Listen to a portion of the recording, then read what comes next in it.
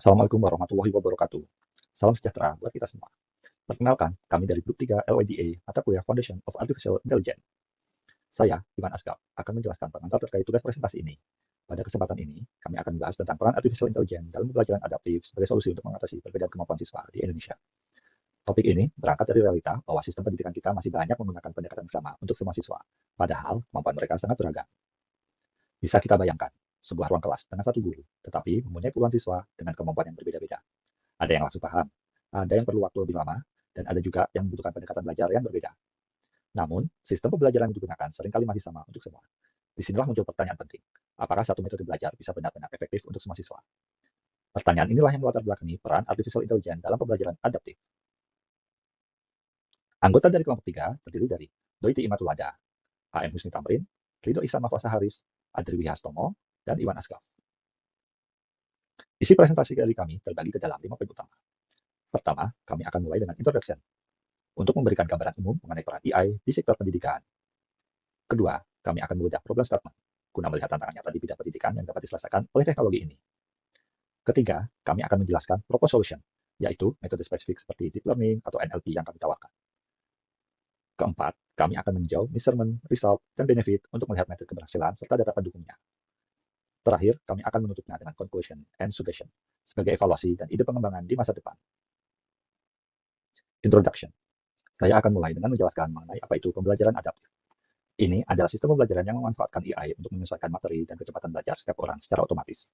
Selama ini, kita sering terjebak dalam sistem one size fits all, di mana satu metode dipaksakan untuk semua orang.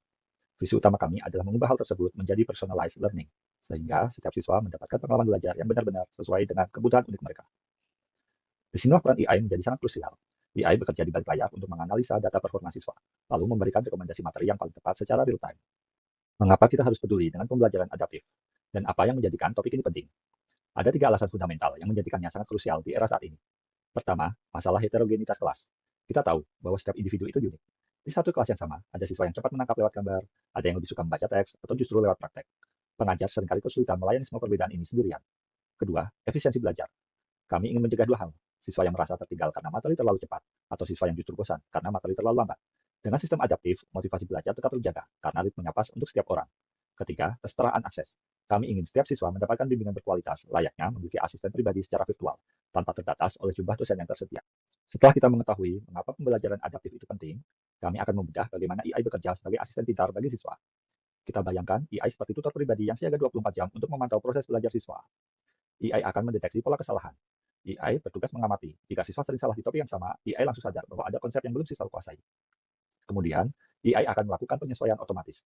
Tanpa harus memaksa siswa melanjutkan ke materi yang lebih sulit, sistem akan melambat sejenak sebelum melanjutkan ke materi berikutnya.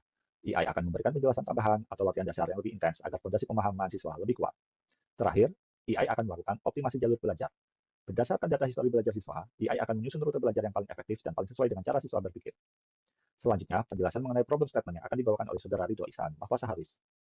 Untuk problem statement sendiri, ada latar masalah yang mana dalam satu kelas siswa memiliki tingkat kemampuan yang berbeda-beda, kecepatan memahami materi yang tidak sama, dan gaya belajar yang beragam, yang mana setiap siswa tidak punya tingkat kemampuan yang sama, maka berbeda-beda masing-masing siswa berbeda-beda.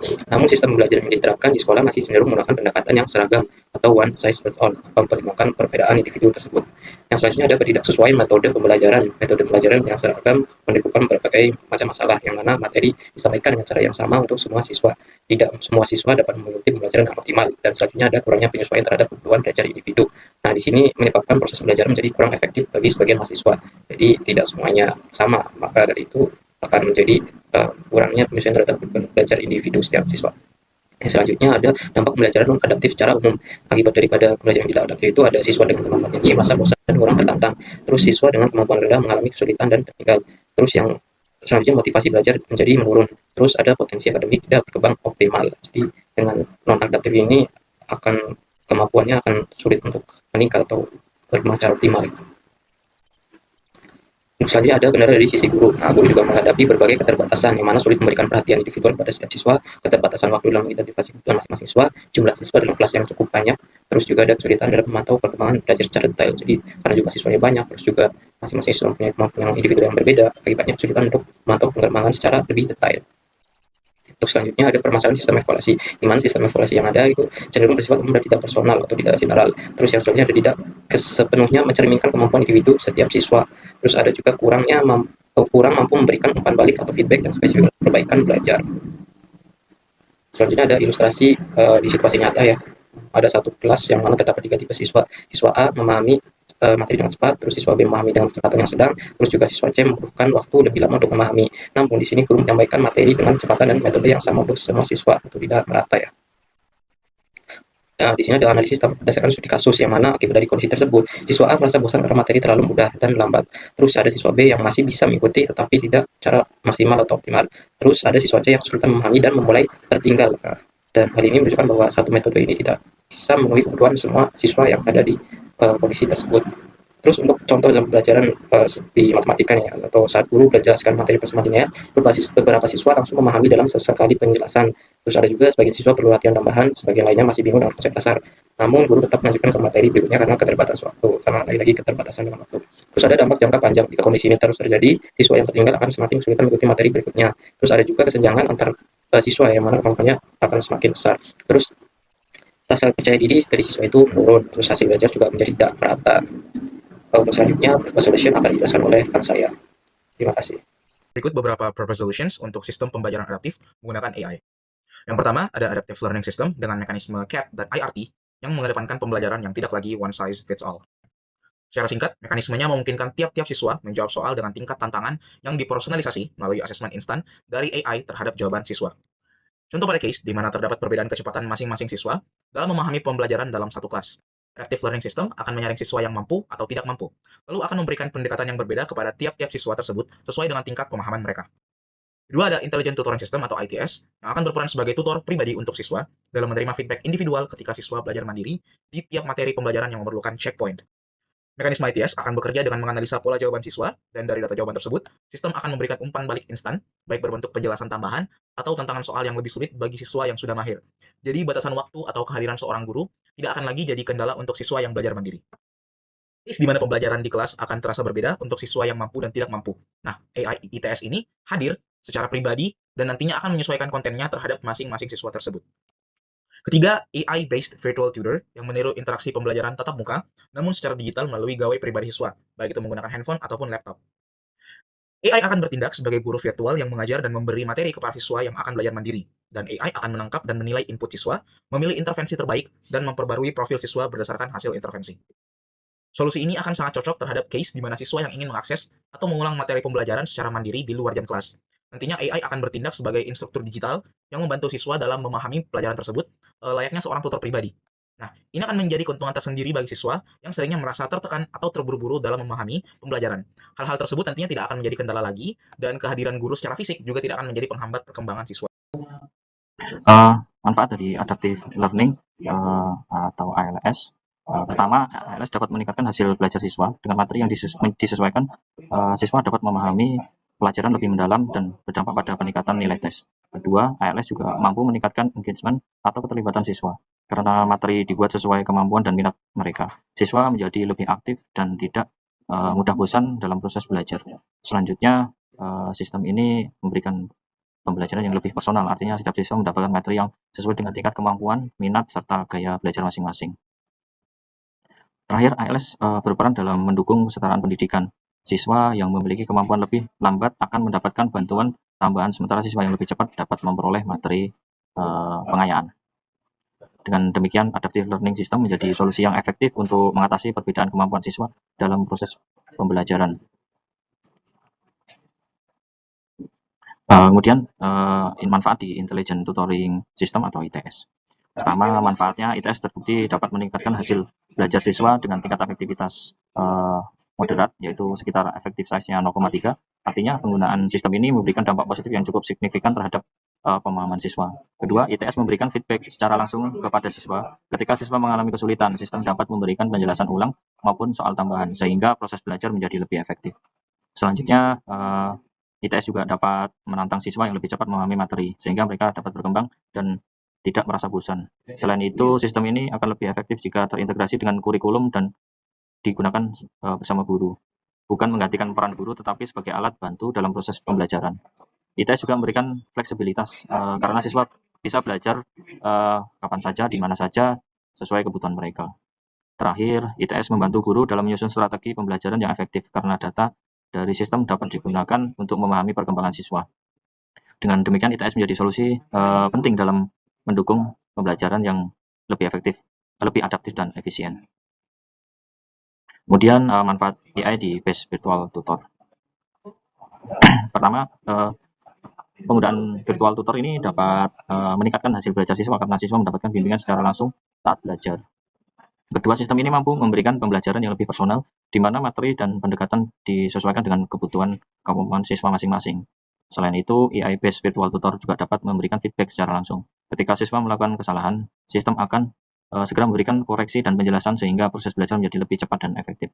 Selanjutnya, penggunaan tutor virtual ini dapat meningkatkan motivasi dan keterlibatan siswa, karena pembelajaran menjadi lebih interaktif dan tidak monoton. Terakhir, sistem ini juga mendukung pembelajaran mandiri, sehingga siswa dapat belajar kapan saja tanpa harus selalu bergantung pada guru.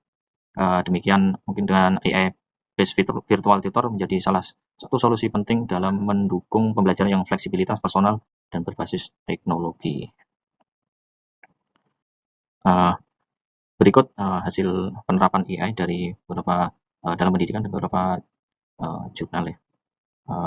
Dari sistem ITS di Amerika, indikatornya peningkatan hasil belajar, sampel studinya ada 810 siswa dengan skor post test meningkat lebih tinggi dibandingkan kontrol. Bersumber dari meta review, ngutip dari studi Cordy ITS, materi matematika meningkatkan pembelajaran konsep dibanding kontrol. Kemudian masih ITS dengan indikatornya effect size learning gain. Effect size-nya dari hasil riset ya, dari nilainya ada 0,99 sampai 1,3 dari dalam kategori besar.